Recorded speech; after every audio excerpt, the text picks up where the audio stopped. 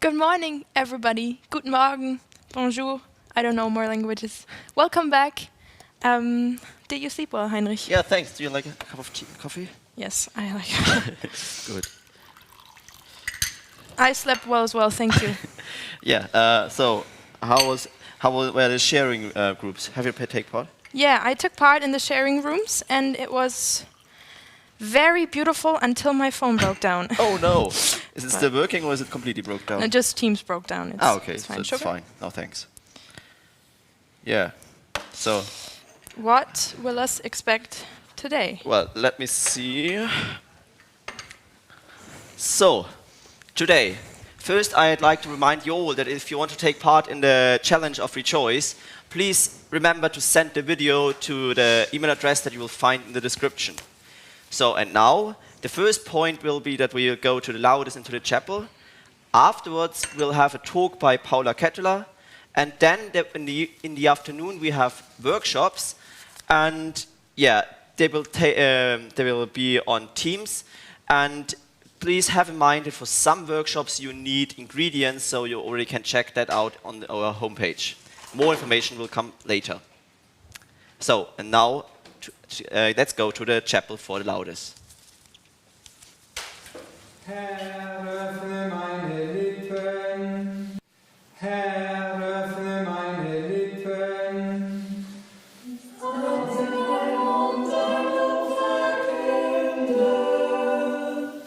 Ehre sei dem Vater und dem Sohn und dem Heiligen Geist.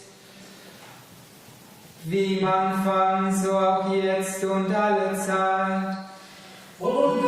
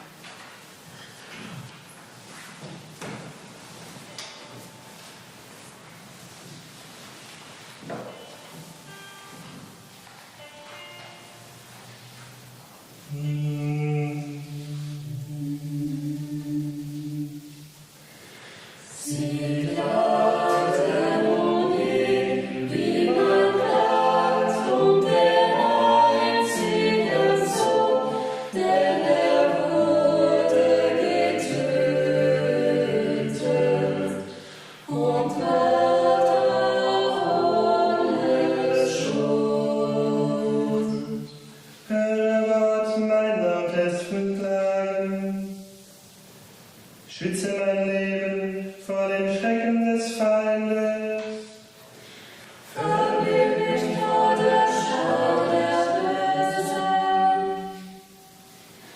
vor dem Torment der die Unrecht tun. Sie schärfen ihre Zunge wie ein Schwert, schießen giftige Pfeilworte wie Pfeile. Um den Schuldlosen von ihrem Versteck auszutreffen.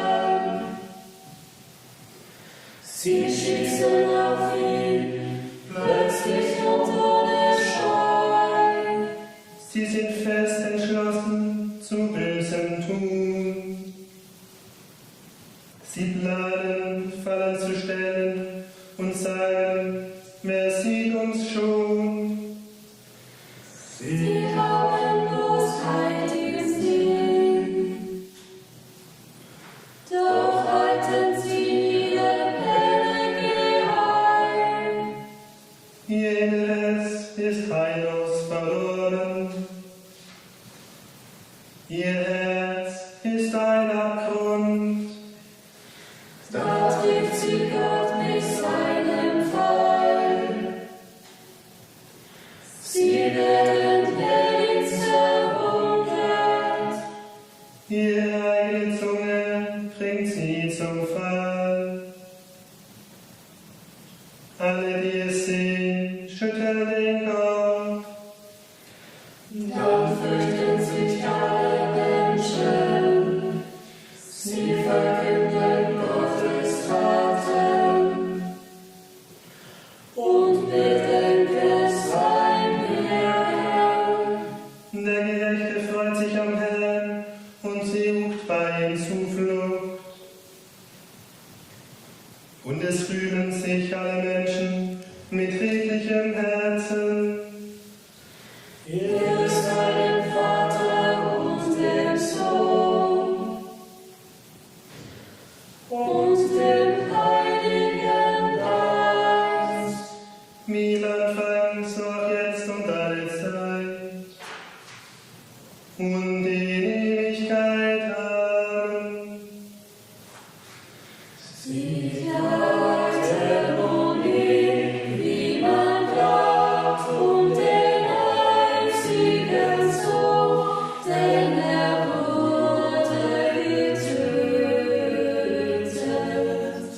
und war doch ohne Schuld.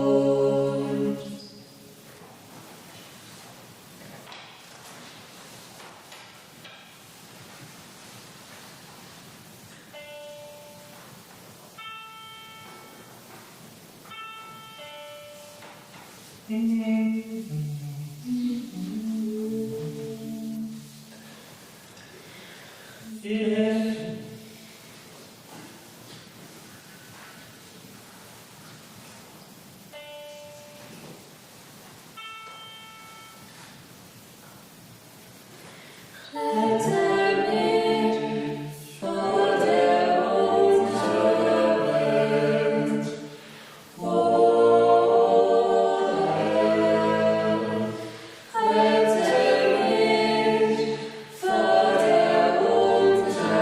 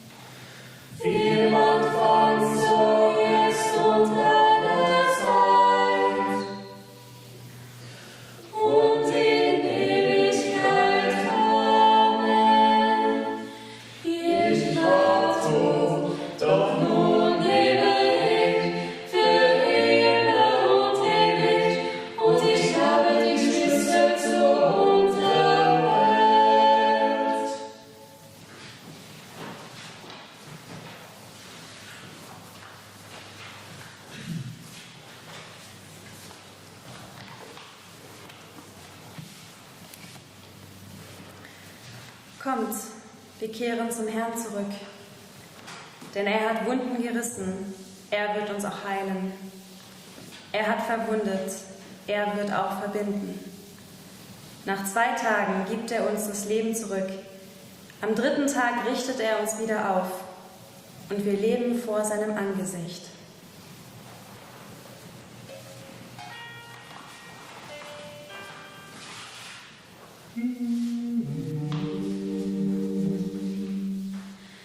Christus war für uns gehorsam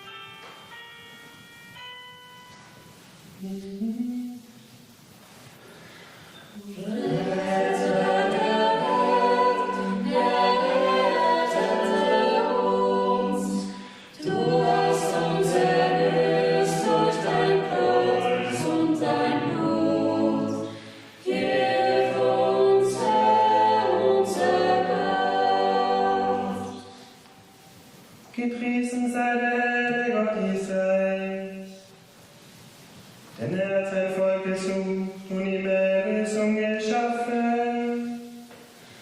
Er hat uns seinen starken Retter erweckt. Im Hause seines Knechtes David. So hat er verheißen voll Altes Herr, durch den Mund seiner heiligen Propheten. Er hat uns errettet vor unseren Feinden und aus der Hand aller, die uns hassen. Er hat das Erbarmen mit den Pferden an uns vollendet und hat seinen heiligen Bund gedacht, an den Eid, den er unserem Vater Abraham geschworen hat. Er hat uns geschenkt, dass wir aus Feindes Hand befreit. Wir furchtlos dienen in Heiligkeit und Gerechtigkeit. Vor seinem Angesicht all unsere Tage. Und du, Kind, wirst Prophet des Höchsten heißen, denn du wirst dem Herrn vorangehen und ihm den Weg bereiten. Du wirst sein Volk mit der Hand des Heils beschenken. In der Vergebung der Sünden.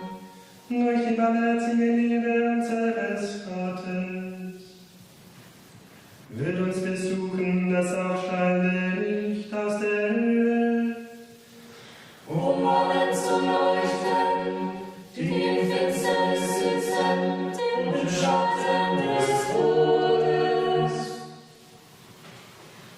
Und unsere Schritte zu lenken nach dem Weg des Friedens.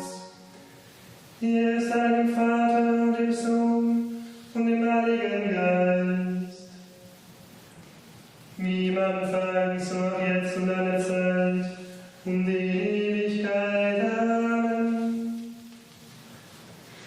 Retter der Welt, errettete uns.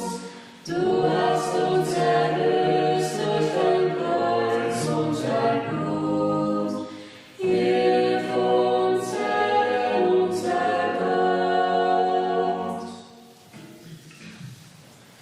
Gepriesen sei Jesus Christus, unser Erlöser, der für uns gelitten hat, begraben wurde und von den Toten auferstanden ist. Zu ihm lasst uns beten.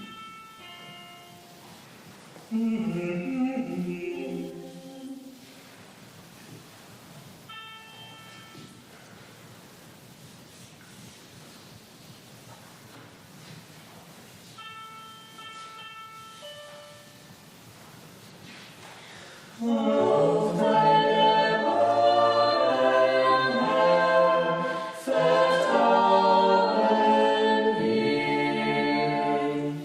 wir. Du hast dein Leben für uns dahingegeben und dein Leib wurde ins Grab gelegt. Auf deine Worte, Herr, vertrauen wir.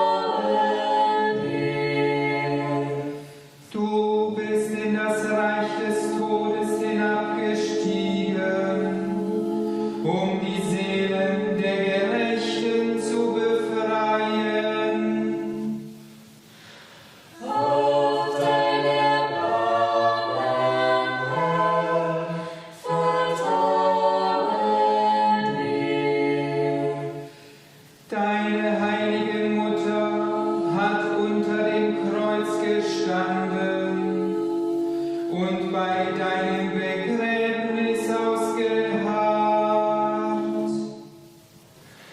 Auf dein Erbarmen, Herr, vertrauen wir.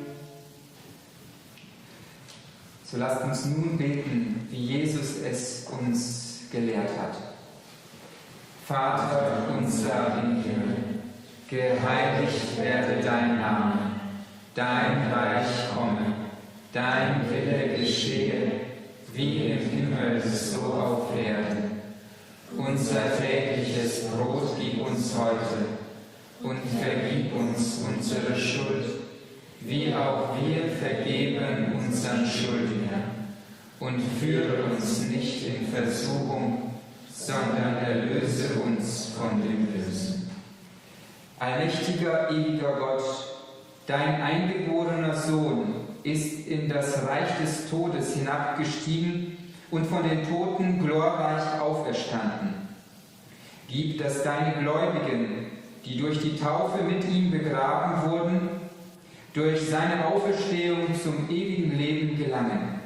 Darum bitten wir durch ihn, Jesus Christus, deinen Sohn, unseren Herrn und Gott, der in der Einheit des Heiligen Geistes mit dir lebt und herrscht in alle Ewigkeit. Amen.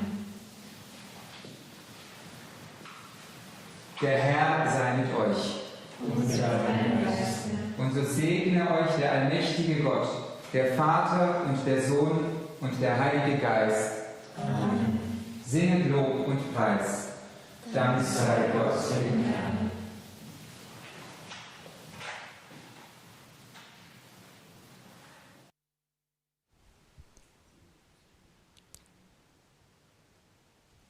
Now we have the great pleasure to welcome Paula.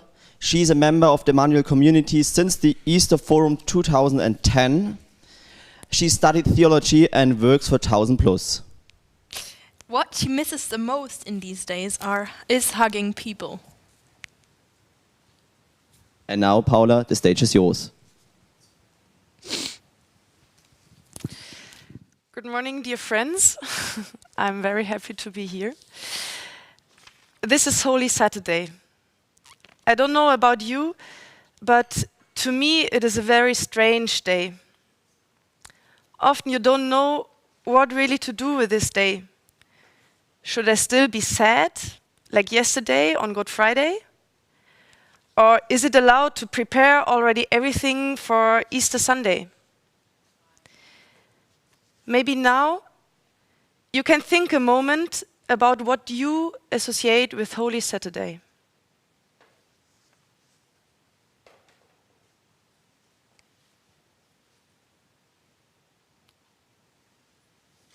So perhaps now you have a thought in mind, a memory, a question, or a feeling in your heart. Feel free to take this with you when you listen now to this talk. So, what will I talk about today to you? In the first part, I would like to talk about the spiritual meaning of Holy Saturday. And then, in a second step, we will connect this meaning to our personal experience. My first spontaneous idea when I was thinking about Holy Saturday in 2021 was, this is like lockdown for Jesus in the tomb. Perhaps you thought the same way, I don't know. But then, in a second moment, I thought to myself, no, that's actually not true at all. Why? Because usually we spend the lockdown at our home. Perhaps it wasn't really comfortable to us during this time to stay most at home, because our home is just too small. Some people have a balcony or a garden, others have not. But in any case, most of us spend this time in a place where we can feel safe. Jesus, in this situation, he is not at home, not at all. It's quite the opposite. On Holy Saturday, Jesus is exactly there where he does not belong. He is in death. God is life. So death is logically the opposite of God. The place where God is not present, does not belong. And the thing is, men who have separated from themselves from God, men who have turned away from the one who alone gives life, they will end up in death, in separation of God. So Jesus now in Holy Saturday is in a place where he actually cannot be. Normally he cannot be there. And he's there for us. So the second person of Holy Trinity kind of separated himself from the others to be far from God, from his own nature. That's absurd. And it's not easy to explain this theologically. You remember that at the cross, Jesus feels abandoned by the Father. It's not because the Father stopped to love his Son. He still loves him. It's because Jesus wanted to be with those who are separated from God. I would like to give you a bit of the context of what we are actually going through during these days.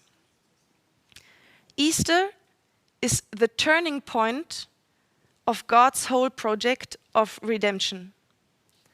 And I want to make it visible for you in a very simplified way.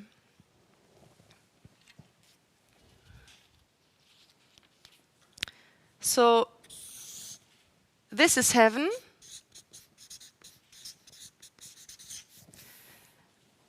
And this is earth.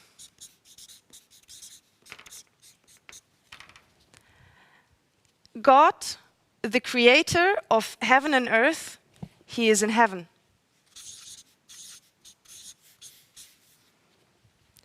Man, his creature, he's walking around down on earth, so here.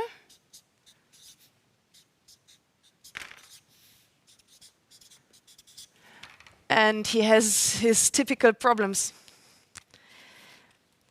And you see that there is a big distance between both. That's the starting point of this project of redemption. And now the following happens. You remember the talk yesterday? We heard about that beautiful verse, "For God so loved the world that he gave his one and only Son, that whoever believes in him shall not perish, but have eternal life." So it's the Gospel of John 3:16. And in the Creed, we say about the Son, "For us men and for our salvation, he came down from heaven." So the Son, through the action of Holy Spirit, of course, is coming down. And he's becoming man.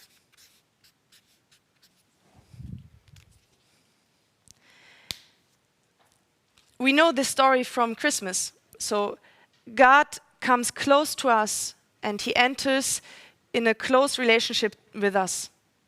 And all this story, you know that.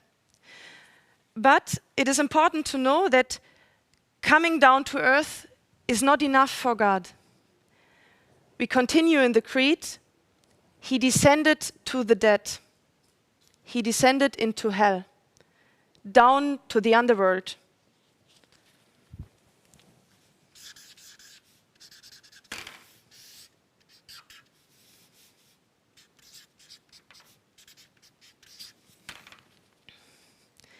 So this is absolutely the low point. So in the Creed, we trace this journey, the journey that the Son is doing for us. Yeah, we say it in the Creed. God is the Creator who comes down from heaven for us human beings and for our salvation. And he was condemned to death, and he descended to hell. So from here to there, the journey went always down, always downward. Jesus goes down into death for us to conquer it and to save us. And this is exactly where we are today on Holy Saturday. And this Holy Saturday now becomes the turning point of the whole thing. Because this journey is not a one-way street. It's not ending here. It's not the goal of all that God enters into death, dividing himself, which is an absurdity. No, the whole project is made to save us, because we are here. In the Creed, we say next, on the third day, he rose again.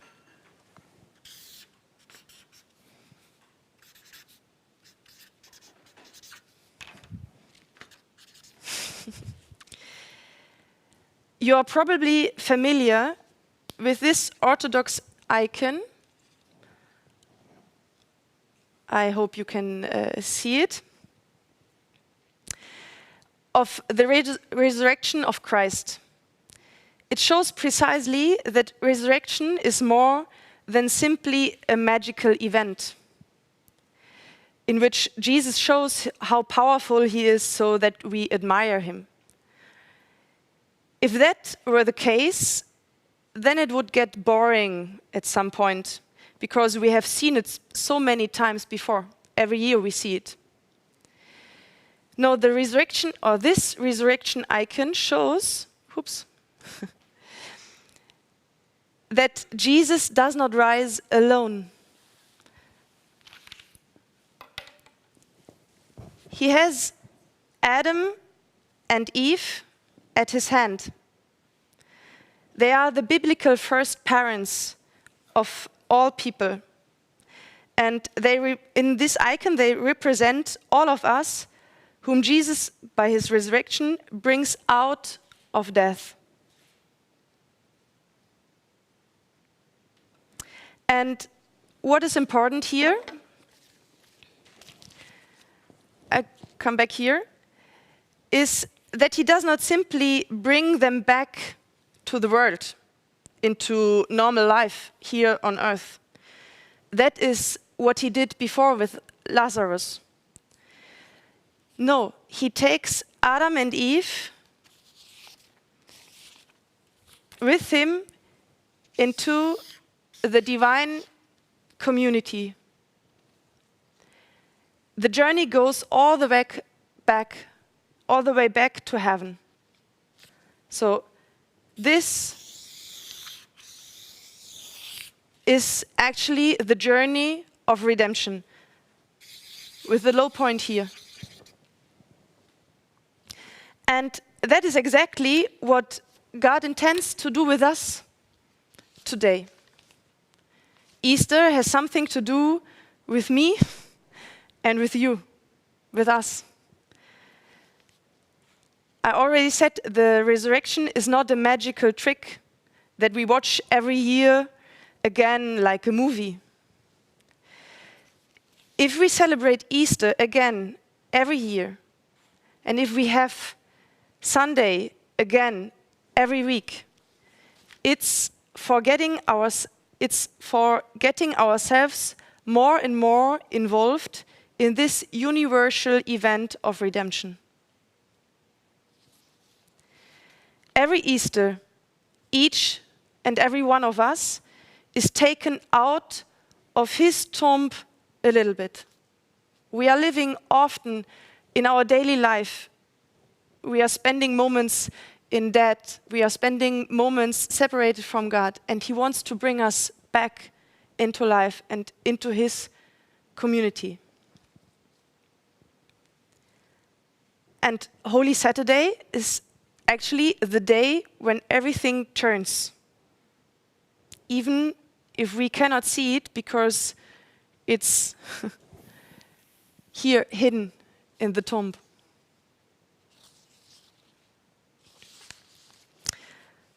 So this first part was already a little preview of Easter, of tomorrow. But today we have to enter the fact that it is still Holy Saturday. I don't know about you, but I don't find this day very easy. We have to wait. We have to hold out. Easter is not until tomorrow. And that's actually what is so special about this day. Because we have to live exactly this situation of waiting very often in our normal life. You know that. We have to endure that something is not there yet. That something is different than I would actually like it to be. Or I have to restrain myself from doing something. These are feelings we can associate with Holy Saturday too. And I want to talk to you about a behavior or a virtue that I'm not really sure to have the perfect daily life English word, as I'm not a native English speaker. I think you hear that. But I think most of you aren't native speakers neither, so I hope that you will understand what I mean. I want to talk about entering something or to hold out. You can also say to bear something or to withstand or to persevere. In German, I would simply say aushalten. And I would like to give you a few examples, some from everyday life, some from our lives as a whole, our whole biography. We only need to remember last Lent, so the last 6 weeks. For us Christians, this is a time in which we want to concentrate ourselves on the essentials, in which we want to renounce to some things in order to become free from them. So, no meat, no beer, no chocolate, all these things, perhaps. And yet, at least here in Germany, the supermarkets during this time are full of Easter eggs. And honestly, this in lockdown times was really mean, because in Germany, going to the supermarket became that big event during the week. So, and then you always walk beside these tempting Easter eggs and you think, no, it's Lent and it's not Easter. Yeah. So if I could see you all now, I would ask you to raise your hands. Honestly, who could not stand, not renounce to buy Easter eggs yet? But the thing is, we can count on Easter coming. Perhaps we didn't know exactly how it would be or in what form we could have liturgy until just before. But nevertheless, Easter is in the calendar, and it will take place anyway. Many other important things in our lives are not on our calendar. We don't know when they will come and if they will come at all. Will it work out with the study place, with the job? Will I find the right apartment? When will I meet Mr. Right or Lady Perfect? When will I get answer to my questions about vocation? We have to endure this waiting and not knowing during our life. And there are also everyday situations that have to be endured. For example, a visit to a dentist, or especially for the Germans, a highway construction site. For the parents of small children, there are many situations, for example, when the child wants to eat by himself for the first time, and half of the food is going everywhere. Yeah? So parents have to accept this situation because the child has to learn.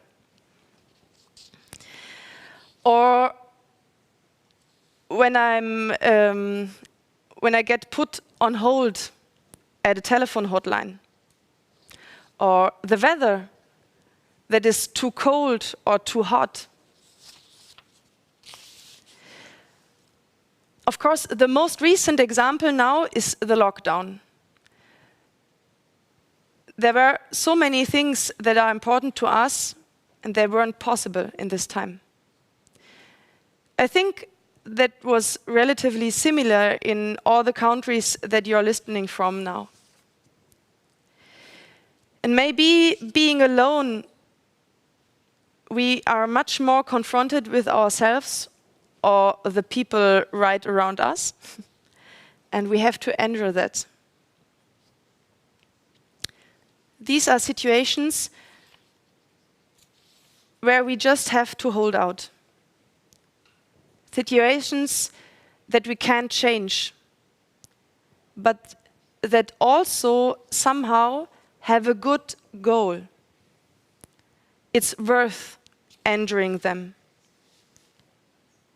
And we know it, so this helps us. But there are also very difficult situations in our lives that we have to endure, sometimes for a very long time, and where is it not so clear what the goal is. And we can only endure them. So, for example, when we are in grief because of the death of a beloved one, or when we live a failure, when I have been hurt in my past, certain wounds that I take with me into my life. When my life has turned out differently than I thought. And maybe I also have to endure that my well-intended prayer is not answered.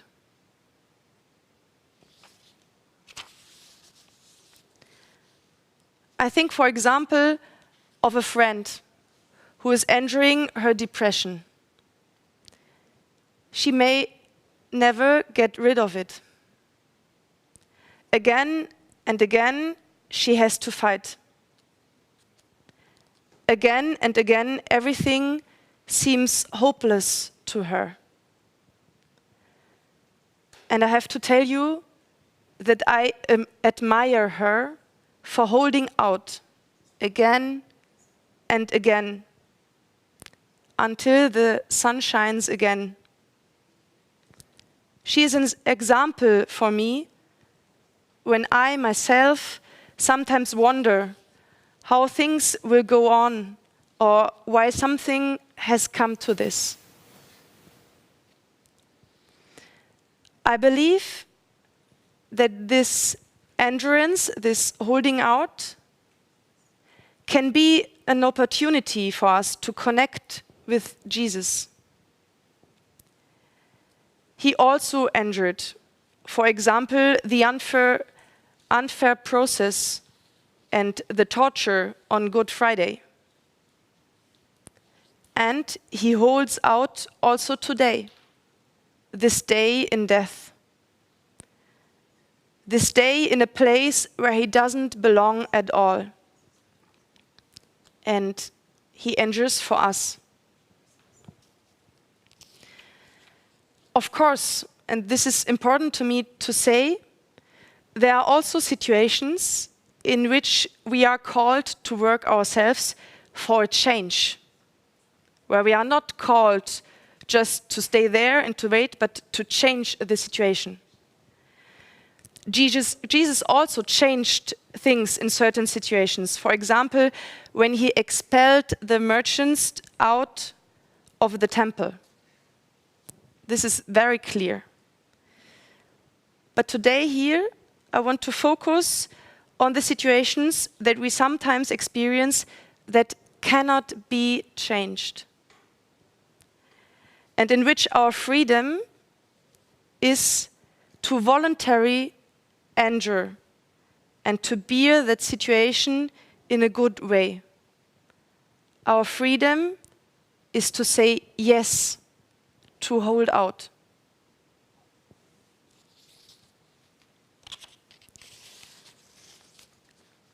God also endures somehow with us.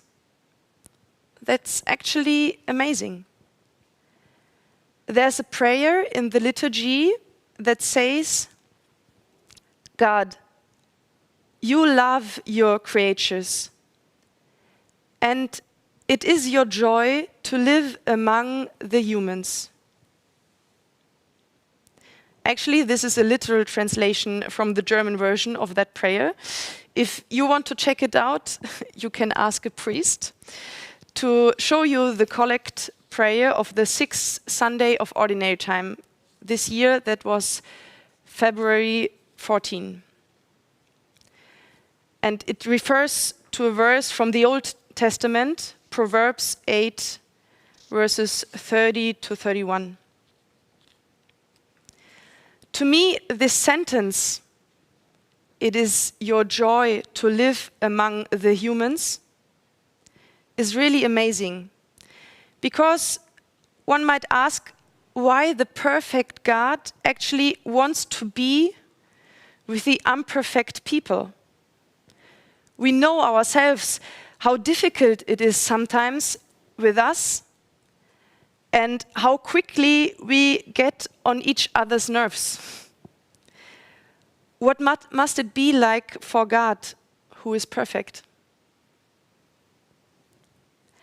And we know that when Jesus appeared to Saint Marguerite Marie Alacoque in Paray-le-Monial, almost 350 years ago, he told her how much it pains him that we ignore his presence in the Eucharist and how much he wants to be loved back by us.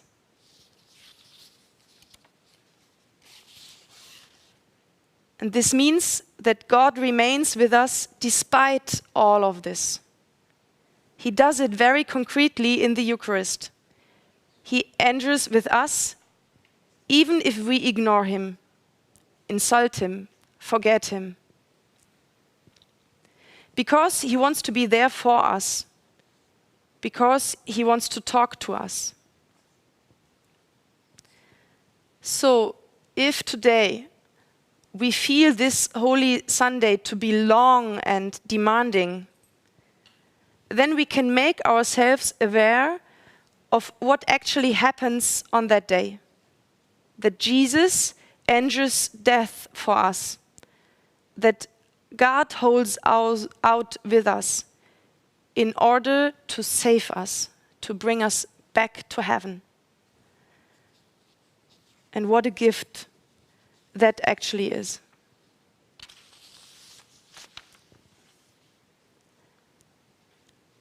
We have now looked at the spiritual meaning of Holy Saturday as the turning point of salvation and at this inner attitude of perseverance or endurance.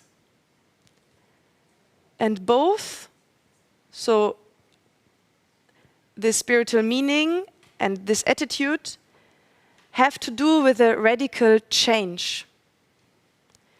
In the case of salvation, it is very clear. Through what Jesus has done, we no longer belong to death, but to life. It's a radical change. And with this endurance, it is just that I wish for such a change, but it doesn't come yet. Or at least it still takes time for it to come. I don't even know if it will come at all. And it can even be that I get so used to this situation that then I am completely surprised when the change is coming, and it is then difficult to deal with it. I remember when it was like a year ago, when the first openings came after the first hard lockdown in Germany. We had just become used to this situation and somehow found a good way of functioning. And then, suddenly, things changed again, and we were suddenly quite unsure again what we are allowed to do and what not. And this situation of change was quite exhausting, quite more exhausting than the lockdown. Just as entering is exhausting, so then change can also be exhausting. So tomorrow, Easter Sunday, we are facing a total change. We celebrate Jesus rising from the dead and that he is taking us with him. The liturgy will suddenly be very different. We will no longer fast, but feast. We will sing different songs than last week. And if it's really true that on Easter we are not celebrating something that happened in Jerusalem 2,000 years ago, if it's really true that Jesus' resurrection has something to do with my life again this year, then I can expect a change to happen in my life as well. This year in 2021. Maybe something small, maybe something big. In any case, I can give testimony to you that I have already experienced very strong changes on Easter. Sometimes not on Easter Sunday, but on Easter Monday, because Jesus was merciful with me and gave me a little bit more time to accept the change. So Easter is not a celebration for those who are already holy and happy. Easter is for those among us, I think for all, who need conversion, who need a new life, a new hope, and a new future.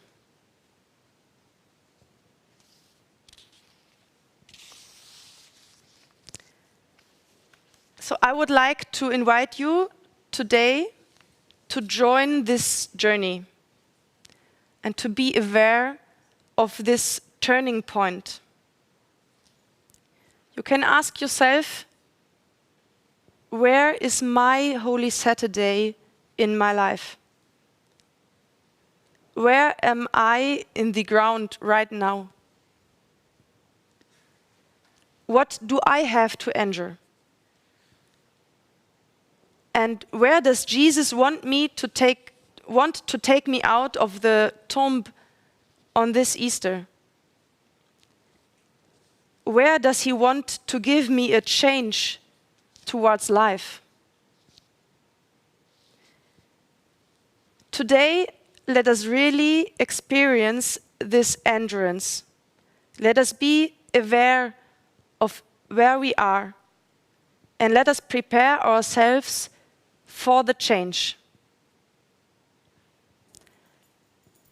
Let us allow Jesus to bring resurrection also into our hearts. Thank you.